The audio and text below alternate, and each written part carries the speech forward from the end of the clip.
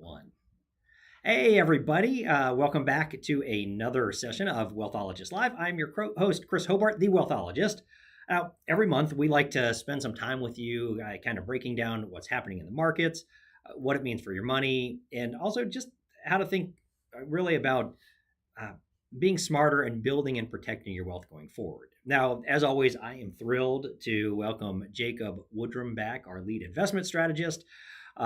Jacob, always good to have you with us. Always good to be here. Last time we spoke, in the past few times we spoke, we talked a bit about your kids. Right. You are in a different stage of life than I am. Very much so.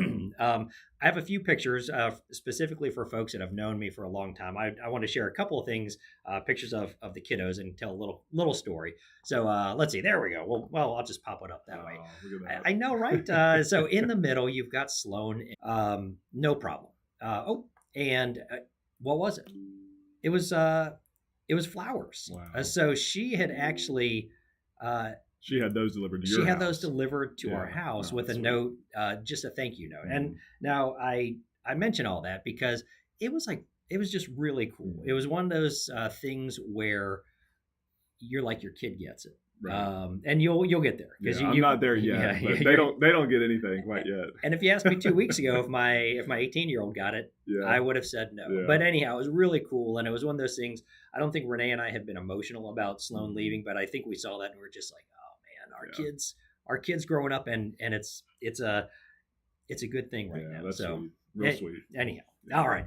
Well, let's go ahead and jump into one of our favorite segments. We call it the 3, 2, 1.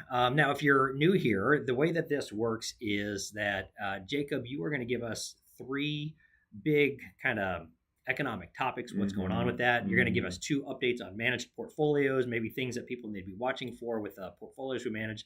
Right. Then we're going to bring in Corey Sundstrom, our Director of Financial Planning, and he's going to give us that one practical financial tip that somebody can apply right now. Are you ready? I'm ready. All right. Well, it's time for the 3. So if you're ready, my friend, go ahead and dig in. Tell us what's on your mind right now. Perfect. So the first thing that I want to talk about really has to do around earnings. And I think, we all talk about earnings in companies, but I like to think about earnings as kind of the market's fuel tank. Mm-hmm. And when we think about company earnings like the fuel tank in your car, and as I was thinking about this, we probably need to give some love to the electric cars too, right? But the more gas in the tank, the farther you can go. So in the same way, companies report healthy profits. When they do report it, it fuels stock prices and helps the stocks move forward. So, this quarter, kind of interesting, we had a lot of people who thought that companies would be kind of running on fumes because of things like tariffs, higher costs. But what was really interesting is companies are actually doing better than expected, which is kind of like discovering your car has more gas in. It's always a good surprise, right? Huh? Yeah, or a little more charge, I guess, maybe on the it depends, right? But globally too, the other thing that's been interesting is, some countries are doing better than others, but investors are really already looking down the road to next year, which is wild, 2026. The tank is actually expected to be much fuller. Now we'll see how that plays out, but I think the takeaway with this is just that steady earnings are really what kind of keeps the market engine running. And, no matter how bumpy the road feels in the short term, the engine, the earnings, that's really what's important from a market perspective. And I love that car analogy. So even though people thought we'd be running on fumes, right now companies are surprising us with more fuel in the tank. Right.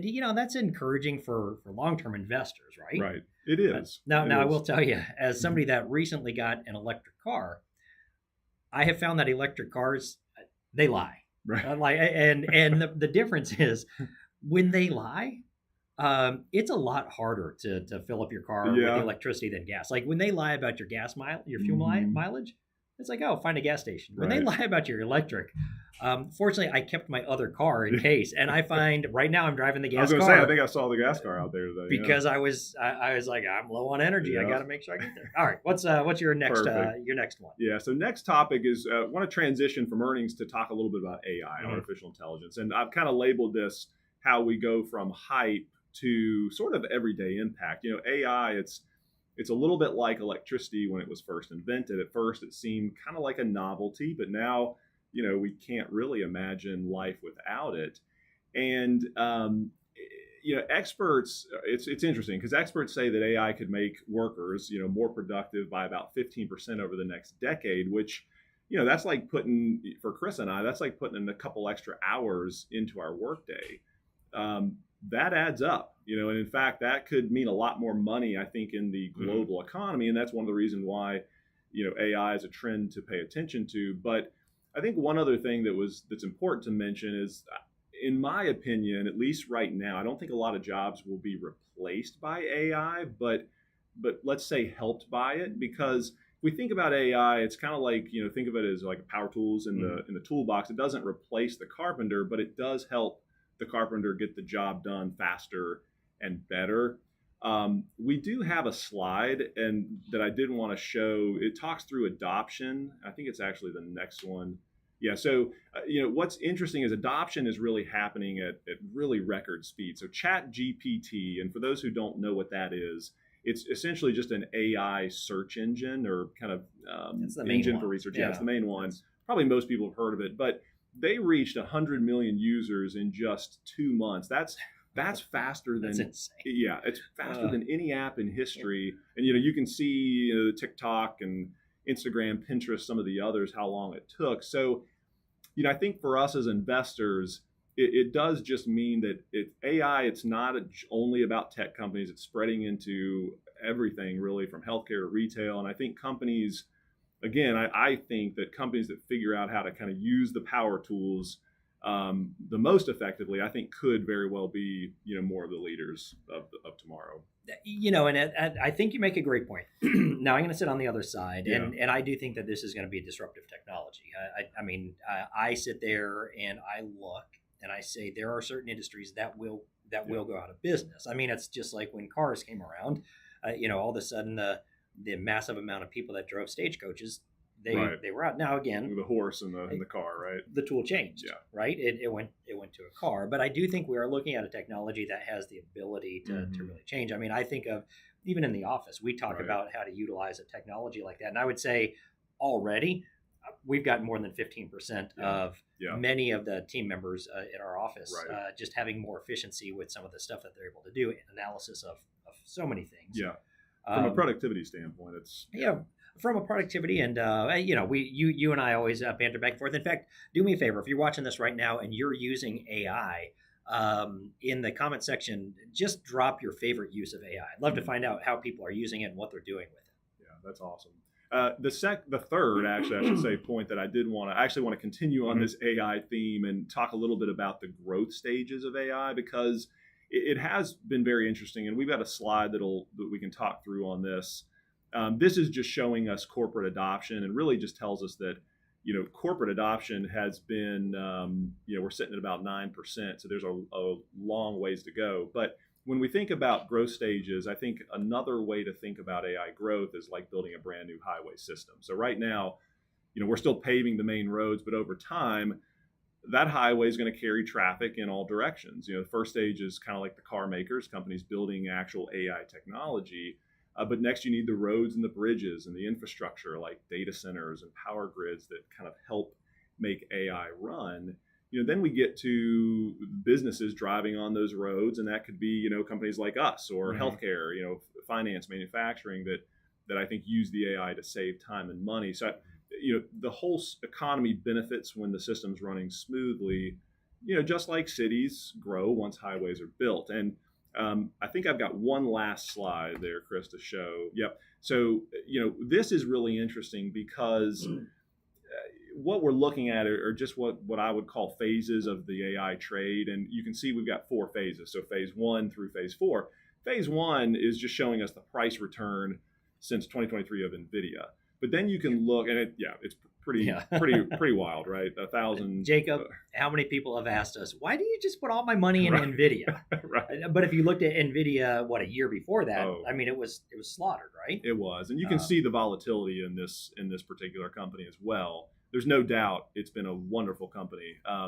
But look at phase 2, phase 3, phase 4, and from an infrastructure enabled revenues productivity standpoint, there's still a lot of growth opportunity, right, compared to what we've seen in this phase one area. So, for us as investors, again, this just, in my opinion, means that opportunities aren't limited to just one part of AI. So we have to be very careful about loading up just in an NVIDIA. We could see growth, I think, in all parts of this, smaller innovators, utilities sort of keeping the lights on. And it's really less about one winner, NVIDIA, and more about being part of the entire highway system that AI is building. I've actually got a video that's coming out Friday. So for some of you may know, on the Wealthologist channel on YouTube, we do a Friday Focus video. And the Friday Focus video this week is going to be on the energy consumption around AI, specifically how the U.S. is competing or not competing, specifically with China, where we have got we've got a problem. You're looking at companies coming on shore.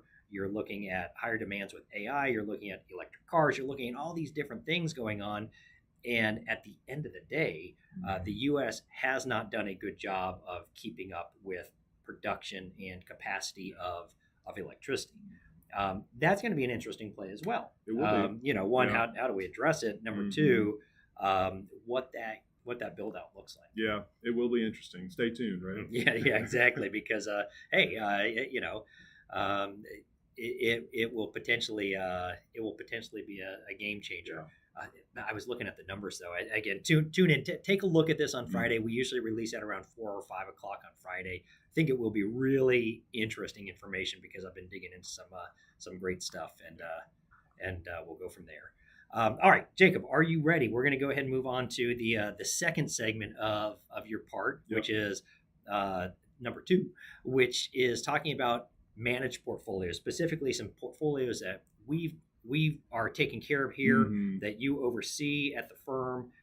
What's going on? What are the highlights that we want to be talking about? Yeah, there are 2 portfolios that I wanted to talk about today in the time that we have remaining, at least for my part here. And one is, the first that I want to highlight is really a high dividend stock strategy that I kind of like to call the golden goose. And we've got a newsletter coming out that I have an article in that speaks to this a little bit more specifically. But when we think about dividends, from a stock perspective, dividends are simply payments that companies make to shareholders. It's kind of like getting a bonus just for owning the stock. You don't have to sell anything, but that income will come to us while our investment within the particular stock stays intact. So I like to kind of think of, Aesop's fable, Goose and the Golden Egg, and most of us, I think, know that story, but it's, a high quality dividend stock. Think of that as the goose. That's our goose. You keep the company and it keeps laying us the golden eggs, steady income. That's really the idea behind our strategy, our high dividend strategy. We focus on companies with strong balance sheets, reliable cash flow, stuff that probably not anyone has not heard before, but it's businesses that can keep paying dividends and that ideally will grow them over time. So the biggest important, I think, takeaway here is that we don't want to just chase the biggest payouts if it puts a company at risk, especially from a portfolio perspective. It's about quality, sustainability, and really patience. But we got to keep the goose healthy, so the eggs keep coming year after year. And I think that's the important part. I remember a couple of years ago, we had a client come in and they brought a portfolio to us. And man, it was a crazy dividend play. I mean, just huge dividends. And they were really excited because it was producing a lot. Right. The problem was, kind of got to ask, what's the catch? Oh, there? I mean, it was like really unhealthy geese. I mean, really. And we had that conversation, and it's tough because you want to chase those dividends, but if that goose dies on you and stops laying eggs, and that's what you got to watch out for. So you look for quality, and quality isn't always like exciting and flashy, but usually it's the names the names that you trust, and consistency around this can make a huge difference. All right, what's your second portfolio? Second portfolio is what I call the safety net, but it's really a dynamic kind of buffered select strategy. And so with this strategy, we're still tracking the S&P 500, but there's a difference between how we kind of build in buffer against losses, and we essentially build that in. Now, when you say buffer, you and I understand buffer, right? What are we really talking about here? Yeah, so we can customize, and we could say, let's build in a 10% buffer, let's build in a 20, or we could even build in 100% buffer, which would be just 100% protection against downside. But an example would be if we've got a 10% buffer and we're tracking the S&P, and let's say the S&P, goes down 20%. Well, our loss is 10 because we buffered the first 10% of loss if the S&P, let's say in that same example, is down only 5, well, we're not down anything because we've built in a 10% buffer. Now, historically, things like that, it sounds like some of the stuff that comes historically just like in an annuity or It fixed. does, yeah. But Yeah, it does. when we're talking about a buffered account like this or buffered plan like this is fully liquid, fully accessible. It's a trade. It's traded securities. It's Right. stuff that you know. The underlying are basically we're using options, and it's we don't want to go down that path. Don't go down that today, path. But it's Chris knows I like to go down the rabbit holes. What I'll say this, because sometimes when we hear options, Yeah. it's like, oh my gosh, my Aunt Sally lost a bunch of money in options. Options, when used for gambling, are a phenomenal gambling tool that you can make a ton of money and you can lose everything if done improperly. Options, when used for protection measures and hedging, basically we define the outcome. Yeah, it defines the outcome. Yeah. It's kind of the way that I look at it. It's kind of, and it's maybe not exactly what we want to do here, but the people that really like playing blackjack or 21 at Vegas are also the people that know the rules and the people that can count the cards are really the best. But at the end of the day, the people that can understand what the rules are, so things are in their favor, and this puts the markets in your favor. There's trade-offs, right? It means you may not get 100% of the upside of the market, but you are getting rid of some of that downside. That's a good distinction, because there are trade-offs. You're not going to have all the upside and all the downside protection. But I think it's a great fit for somebody who wants to stay invested, in the market, but you don't want to take on that full risk and volatility. It's kind of like, again, putting a safety net under your investments. You're still on the tightrope, but now we've defined how much of the fall that we're willing to take. Just helps us to sleep better at night. So I think it just gives investors, gives us the ability to participate in the market growth while setting some guardrails to manage risk. Let's control the narrative, instead of letting the market control us, is really the idea. And here's the thing. I know a lot of folks resonate with this, right? Specifically people as they get closer to retirement. They want to be invested, but they don't want the full roller coaster ride. So in that way, defining your own safety net, it gives you peace of mind. I mean, again, not perfect. There's drawbacks to every investment and everything, but this allows you to at least erase some of the losses that are built in there. And I think right now, as the market's done pretty well, some people are worried, okay, what happens when there's a pullback? And you can actually buffer yourself against that. We've seen this in real life. Not long ago, a couple that we worked with, they wanted to stay in the market, but they were nervous about another 2008 style drop. And by using a buffered approach like this, we were able to keep them invested. We were able to capture the growth of the market on its way up, and we were able to help them really sleep at night, knowing that their downside was defined. And that's a kind of planning that turns fear into confidence. And I think that's an important piece of what we do, and really the portfolios that you're building and looking at time in and time again. So, well, perfect. Well, I'll tell you what. I appreciate your insight on all of that. I know probably next month, my guess is you and I are probably going to be talking about some rate issues. I know we've stayed away from that, but the Wealthologist Weekly this week, I did talk about rates. The Fed did signal that it's very likely to have a rate cut next month. Who knows? That should bode well for the markets. We'll see. It did when the market said, hey, it sounds like a rate cut. All right. Well, I appreciate your time. Next, we are going to be bringing our Director of Financial Planning, Mr. Corey Sundstrom, to the microphone and to the stage. And we're going to be going into that one financial tip. Hi, Chris. Hey, how's it going? Good. How you doing, man? Good. Now, so Corey's laughing right now because Corey knows the magic of filmmaking. Is this filmmaking? I would call it filmmaking. Corey came up with a brilliant idea. I'm going to give you credit, and it's a little embarrassing to me. In the office, I'm known not as the shortest guy in the office because I'm average height, actually slightly above average, but hey, we won't go there. We've talked about this before. Usually I stand on a ream or two of paper to be as tall as these guys. I have a skateboard in my office. It's a decorative skateboard, but Corey's like, you should use that so you can scoot back and forth as you need. So right now, that's what I'm doing. So the tricks are coming. He said he'd do one before we hopped off the broadcast today. Corey, I got to tell you, my calves are barking right now. I don't know about this because this thing's wiggling a little bit. I've seen your feet moving back and forth the whole time. All right, so Corey, your job today is to talk with us about a financial tip that's very important right now. now. So I'd love for you to dig in and kind of share what's top of mind for you and what you're hearing a lot of our clients and folks coming to the office talk about. Yeah. So I want to talk a little bit about the biggest financial asset that most people have as they're getting to retirement or even before, and that's the 401k. And so the best analogy I can draw for that is the 401k is like the slow cooker. You spend all this time, you're making a meal that you're going to eat in retirement. You're spending all this time during your working years slowly putting money in. And so it tends to be boring. It tends to be on autopilot. So we set it and forget it and we don't do much with it. And then we have what we have when we retire. And so, I'll tell the story of this past weekend. Lizzie, my wife, and I were trying to think about what to make for dinner. And we said spaghetti. That sounded good. Yeah. And so naturally, what she did is instead of spaghetti, we were going to make noodles with beef bolognese, which is basically meat spaghetti sauce. Okay. And then there's the New York Times recipe and a regular recipe. We all know, if you ever used a New York Times recipe, it's 50 ingredients in 4 hours rather than 10 minutes. But that 4 hours, it takes a while for that stuff to simmer together. And 4 hours, actually. 4 hours. And I don't know how much cooking you do, Chris, but... Does cereal count? Yeah, but that's a quick meal. Yeah.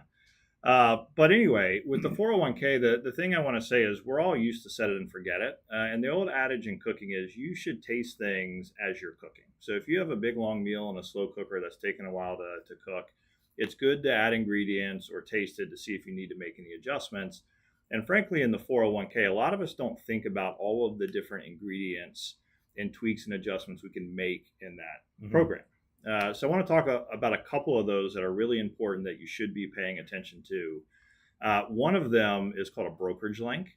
And so for anyone whose company offers it, a brokerage link allows you to expand outside of the normal menu of options that your 401k has. So your 401k has the equivalent of like a McDonald's menu of options to choose from in there. If you've got the brokerage link capability, what it allows you to do is separate a part of that 401k, and it opens your investing world significantly. Yeah, I love the option for this. Yeah. Not everyone has that option. They don't, unfortunately. But it allows you to invest in individual stocks and bonds, and really opens that up quite a bit. So it's always good to check and see if that's an option for you. The other big one is the ability to do after-tax contributions and do what we call a mega backdoor Roth. And so I won't go too deep into the strategy, but how do you know that this is something for you? If you're already maxing out your 401k and you've got an option within your 401k to make after-tax contributions, which means you go ahead and pay tax on the money today, and you then put it in the 401k, your limits for that are substantial. And so most people know that their 401k limits are $23,000 roughly for an individual. And then if you meet certain age requirements, that's closer to $30,000 or more. The actual total contribution limit to a 401k is closer to $70,000. So if you have after-tax contributions that you can make, you can actually do those and then convert them to Roth down the road. So it's really powerful for those that have that feature in the 401k. I got to tell you, I love this specifically for higher earners, people that are haven't had lifestyle creep come into play, and they are, they're just saving, and this gives a way to save tax-free money. Because the reality is you're going to pay tax on it one way or another, right? Yep. So if you can take it and you're going to save it, you might as well save it tax-free. Right. I don't know about you guys, but I kind of think taxes at some point are going to be going up. Yeah. And then another great feature or a flexibility, the government says, look, we want you to contribute to these things. We're giving you the tax benefit when you're doing it. But we realize that when you turn 59 and a half or 60, you're close to retirement. And there may be things that you want to do with your 401k that aren't allowed within the options that you have. And so again, we've got a McDonald's menu of options. Usually in these 401ks, there's not a lot of option to go out and do different things. So there is a rule that's available, and I'd say most 401ks, that is when you turn 59 and a half, you can actually lift the balance of that 401k out. It's called an in-service distribution, and you can roll it to an IRA. Now, why would you do that? Well, you want to continue making contributions to your 401k because you're getting the tax benefit, but you want to open up your investment options, and maybe you don't have a brokerage link. So it allows you to roll that money at 59.5 into an IRA, and then your investment options open significantly. And this has been around for a while. It amazes me. Every day I talk to people that just are unaware of the feature, and they're surprised when I tell them that it's the case. But it's a great way to help diversify a little bit more, even if you're still working. I think the key here is it allows you to be intentional with your money that you own. Right. And a 401k kind of keep your money captive. Yeah. And again, you're subject to the McDonald's menu. By doing this, it gives you a lot more flexibility. If I can add on something here, because I think this is great. Some people are like 59.5, I'm not there yet. I'm not going to be there. But maybe you have left a job, and when you left, you have an old 401k sitting at the prior company. Or maybe your company got acquired by another company and you have the old 401k. Those are also two areas where you can take those funds and you can do something else with them. So if you've left a company, that money can be rolled over. Or if your company was acquired and it establishes a new structure, a new plan, you actually have the ability to access those funds and roll those over as well. Yep. So that's a great option. I think that's where, the day of people being in the same job, it changes quite a bit. And this gives people a lot of flexibility. Yep, it does. The other little feature, you're probably aware of this already within your 401ks. Most people kind of get stuck in this and don't realize they're in it. But just understand that if you're not investing and you want to protect any money in the 401k, most of you will have a stable value fund in there. Just think about it like a money market fund. So if you want to have some safe money in the 401k, usually that money market fund these days, they're paying somewhere around 3.5% to 4%, give or take. The problem is people that don't know that they can make investment elections sometimes will be defaulted into these stable value funds and not realize it. Yeah. So, which at least interest rates right now are paying something. If that happened to you before, a couple of years ago, you were getting 0%. And we saw plenty of people come into the office and they were getting 0%. Not because they wanted to, they just didn't know any better. Yep, exactly. And if you're working for a company where you get a lot of company stock, so let's say you work for a company like Wells Fargo or Duke Energy or some of these other big corporations out there, a lot of times they'll give you the menu of options in your 401k, but they'll also allow you to purchase company stock in the 401k, or they'll use something called an ESOP that will give you additional shares. A lot of people have accumulated a significant amount of these shares over time, and they're over concentrated in the position. And, maybe it's done so well that they're thinking about retiring a little bit earlier. Well, there's a little feature, and we've talked about this before in past episodes, but there's a little feature within the 401k called a net unrealized appreciation. And what it allows you to do is if you've got this stock that you've held in there for a long time, you can actually roll it out in a way where your principal is taxed at your ordinary income tax rates when you roll it out, but the growth of that stock over time is taxed at more favorable capital gains rates. And so for anybody in their 50s or going into their 60s, maybe you haven't quite retired, or maybe you are retiring and you want to figure out how to effectively handle that company stock in the 401k plan, there are tax efficient ways to do that. I love that. We don't see that quite as much as we used to, but and sometimes you hear you gave the proper name, the net unrealized appreciation. You'll oftentimes hear it as NUA as well. Yep, right. And then the last one that I want to touch on, we probably know this, but just to throw it out there, you are able to take loans from your 401k. So let's say you're under retirement age, you need a little bit of extra cash and you want to pull it out, but you don't want to pay tax on it necessarily. You can take a loan from your 401k. And so that is, we don't suggest it. It's usually not the first place we want to go for funds, but if it's between that and having to take out a credit card, paying a 19% interest rate, sometimes it can be a good avenue to pursue in a pinch. And so the 401k will say, hey, we'll allow you to take up to the lesser of 10% of the account value, I think it is, or $50,000.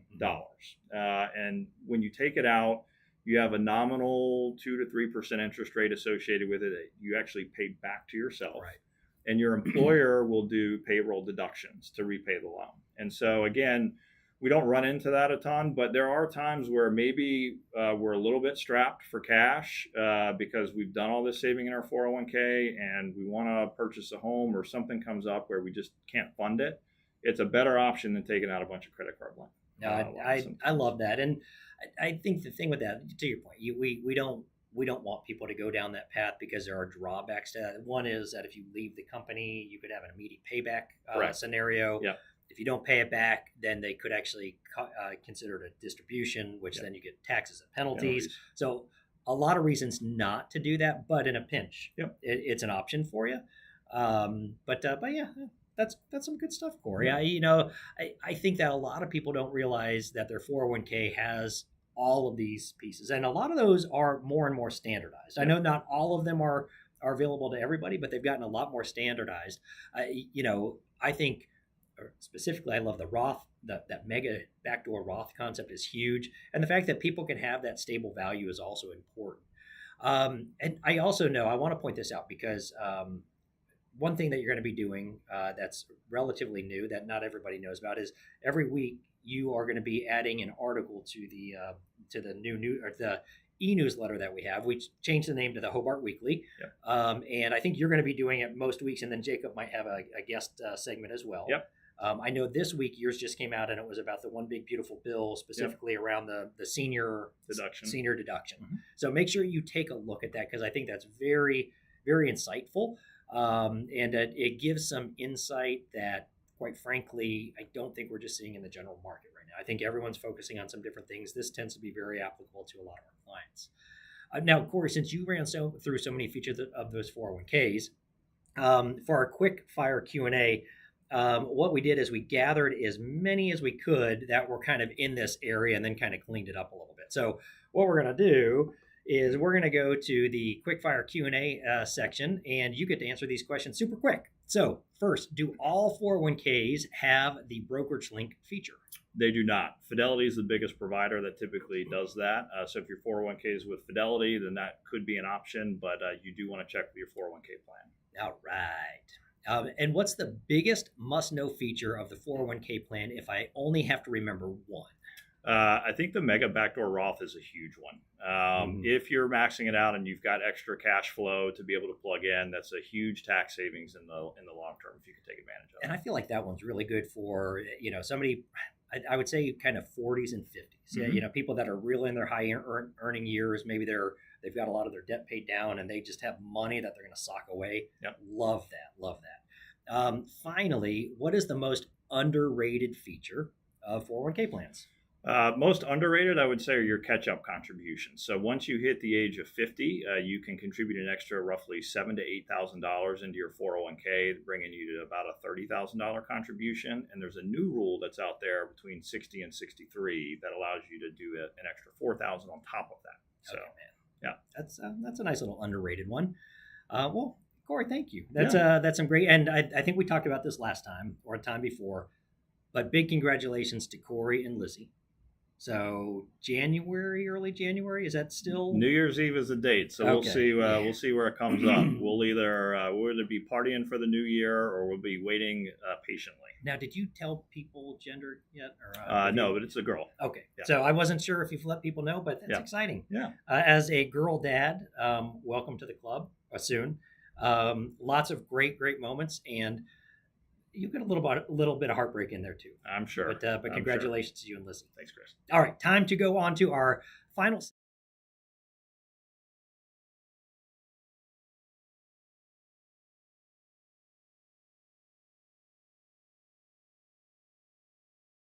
Is going to come from David in Charlotte, North Carolina. David, 62, and he says, "I've built up about $1 million in liquid net worth." Excuse me, everyone. Most of this is how you know it's live because that wasn't edited out. Most of it's in a taxable brokerage account with some retirement accounts on the side. And I feel like I've saved well, but I'm nervous about taxes eating up my withdrawals in retirement. How do I make sure I'm not giving too much back to Uncle Sam? David, great question.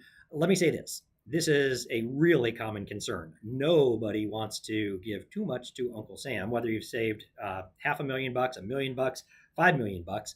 Now, here's how I'd frame it. Withdrawal strategy matters just as much as savings does. So deciding where to take money from, a taxable, tax deferred, or Roth, that can save you six figures in taxes over time. So let's talk a little bit about tax efficient investing. we've talked about this a little bit with Jacob, things like dividend versus growth strategies, or using municipal bonds, or using tax loss harvesting strategies, or direct indexing. All of these can help keep your tax bill down. Also, timing your Social Security and your required minimum distributions. You see, getting the timing right can help reduce your tax bracket. Sometimes it even sometimes it even makes sense to draw down IRAs earlier, simply to avoid that tax time bomb later. A lot of times that's not common planning. People say, I want to wait until I have to take the money out. Sometimes taking it out earlier helps avoid some tax issues in the future. Also, think about estate and gifting planning. With $1 million saved, it's smart to think not just about your own spending, but also start thinking about how much you're going to pass on to that next generation, how they might utilize it, and ways to get it to them in the most tax efficient manner. David, obviously, you've done the hard work of saving, right? To have $1 million+ set aside. Now you've got to worry about making that money last and turning it into something meaningful, and keeping it working for you, and not the IRS. I promise you, the IRS would be more than happy to say, David, give it all to me. And that's, I think, the important thing to think about with specifically our retirement accounts. David, you said most of your money's not retirement accounts. But when we think about retirement accounts, man, we are co-owners with Uncle Sam on that money. No question about it. I wish it were different, but it's not. And now, everyone else out there today, hopefully this answer to this question helped you. If you'd like your question answered here on the show, all you got to do is email us at heyhobart@hobartwealth.com. I would love to hear from you. Put your name in blinking lights and give you some fame and answer your question. Now, before we wrap up, I do want to focus on what's coming up next month on Wealthologist Live. And we're going to be talking, as we mentioned with Jacob, about interest rate changes and how they might affect some borrowing costs and retirement portfolios. Jacob's also going to be doing a deep dive into global markets, really as we head into that final stretch of 2025. And Corey walked us through hidden 401k features today. Next month, you're going to hear from another one of our advisors, whether it's Corey again or Andrew Greer joining us. They're going to be bringing some fresh planning insights that you can use right away and apply. So we're excited to have that come to the table as well. Now, in the meantime, don't forget to subscribe to our newly renamed Hobart Weekly e-newsletter, where every week I share an economic update video, and one of our advisors, typically going to be Corey or Jacob, shares a financial planning or an economic topic designed to make a big impact. It's a quick read, a quick watch, and it helps you just stay ahead of the curve, and also gives you good stuff to talk about when you're bragging to your buddies how much you love your friends at Hobart. All right, until next time, I am Chris Hobart, the Wealthologist. Stay smart, stay informed, and we'll see you next month.